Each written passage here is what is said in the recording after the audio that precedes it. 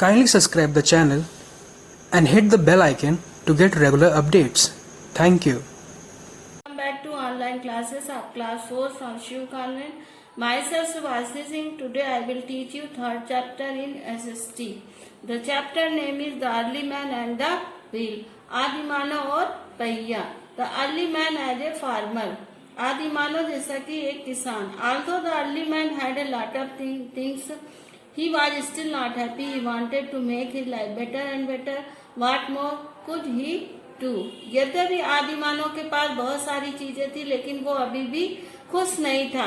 वो अपने जीवन को और बेहतर से बेहतर बनाना चाहता था. It must have so happened that one day he noticed that the seed that he had thrown away on the ground after eating fruit had sprouted.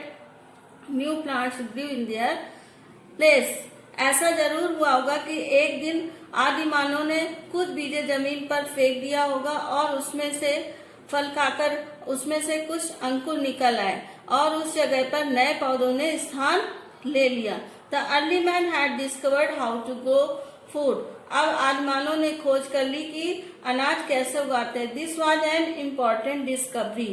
यह बहुत महत्वपूर्ण खोज थी. Although early man did not know how to sow plough और harvest crop as eight.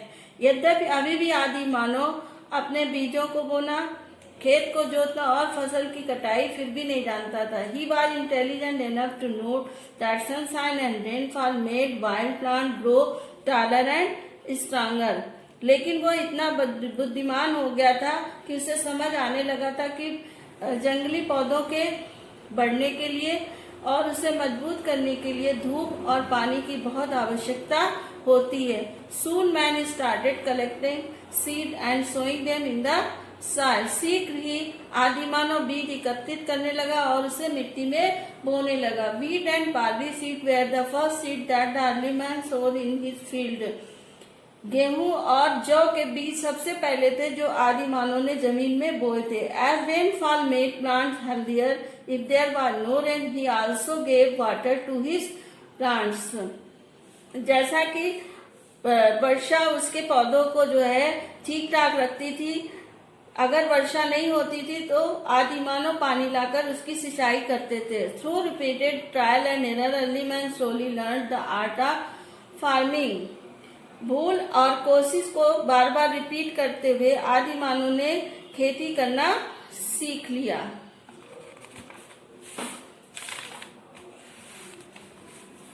Other man and women also helped him.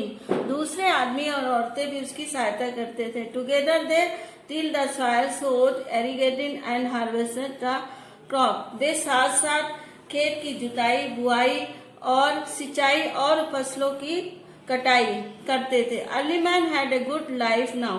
अब आदि मानव का जीवन बहुत अच्छा था. He had shelter, food, clothes, domestic animal and his own food. He did not feel the need to wander any more. अब उसके पास आवास, भोजन, कपड़े, पालतू जानवर और उसका अपना भोजन था. उसे अब इधर उधर घूमने की आवश्यकता नहीं थी. Man now decided to make a permanent home near his crops. आदि मानव ने अब निश्चय किया कि वो अपनी फसल के पास स्थायी घर बनाए. विलेज लाइफ, गांव का जीवन. In those days the early man had to sow crops near river so that he could not have to walk much to get water to irrigate his crops. उन दिनों में आदि मानव नदियों के किनारे ही अपनी फसल को बोता था, जिससे उसे सिंचाई के लिए पानी लेने के लिए अधिक दूर न जाना पड़े. This was why the first home were built near river. इस तरीके से पहला घर जो है वो नदी के किनारे ही बनाया गया. The early man as a social being. आदि मानव एक सामाजिक प्राणी. The early homes started to increase in number as more and more early men and women began to live together.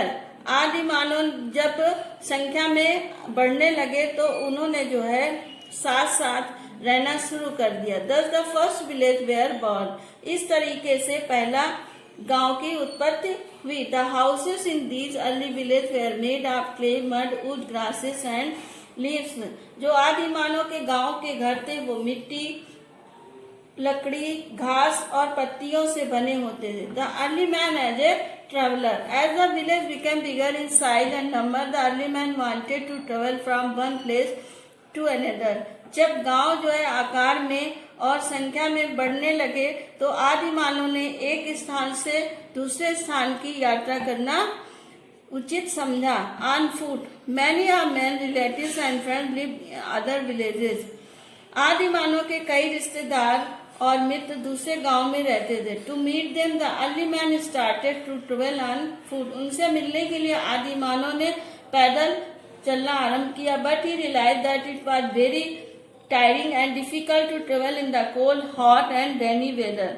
लेकिन शीघ्र ही उसको ये महसूस होने लगा कि ठंडी, सर्दी और गर्मी में जो है यात्रा करना बहुत उबाऊ और कठिन है. He thought over what to do and came with a solution. वो सोचने लगा कि हमें इस समस्या से कैसे बाहर आना है. Began using his tame animals to carry him from one place to another. वो अपने पालतू जानवर को एक स्थान से दूसरे स्थान में जाने में उपयोग करने लगा. Thanks. I will continue next part.